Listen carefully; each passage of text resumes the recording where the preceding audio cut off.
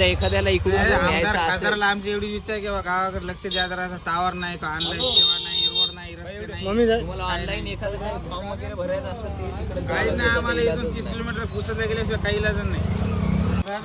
बिरसा मुंडांचं इथे हे आहे स्मारक आहे. तर म्हणजे ते बंद करून टाक.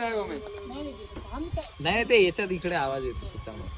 तर हे आहे पांडुर्णा गाव आणि इथे आता हे आदिवासी समाज सर्वात जास्त राहतो या एरियात.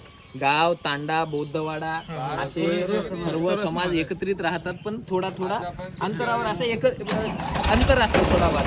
असा या परिसरातला हा विषय आहे. तर कामाला जाणारे जे लोक आहेत समजा, तर त्यांना हेच रस्ता सोपा आहे. हे जर रस्ता झाला तर तुमच्या दळणवळणाची सोय होऊन जाईल रोजची. बाजारपेठ ऐक ना, लगेच तुम्हाला जाता येते ना एकदम फास्ट मध्ये.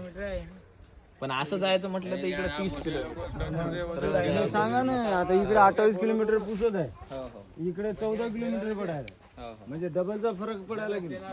मग तुम्ही आम्हाला रस्ताच नाही तर मग आम्ही जायचं कुठून?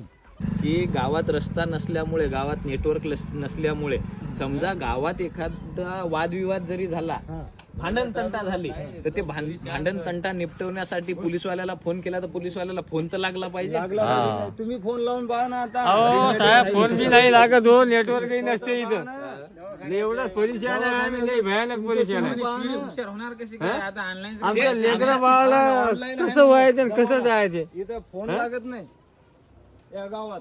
जिओचं तर कसं लागत नाही. जिओचं म्हणजे सुविधा कशाबद्दल काय? आमचं म्हणणं तेच आहे की आजची पिढी जी आहे म्हणजे ती बदलत चालली. आता लहान मुलं आमच्या आता पुसद तालुक्यातले वगैरे जे मुलं आहेत समजा, तर ते लहान मुलं, त्यांना मोबाईल कळायला लागलं, त्यांना सगळं इंटरनेट हे ते फास्ट झाले ना. हो, फास्ट झाले. खेड्यातले आमचे येड्यात होऊन राहिले. तसा विषय म्हणणं आहे आता की ही पिढी कधी सुद्धा खेड्यातले सगळं येड्यात होऊन राहिले. कुठं शाळा नाही, काय नाही. नाही आहे का इकडे? शेती आहे ना, पण पाणी नाही तर काय करणार आहे?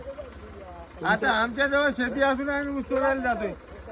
तुम्ही जाता का स्वतः? मग काय इलाज नाही. 4 महिन्यात तुम्ही त्याला ओळखणार आहे माणूस कोण आहे म्हणून.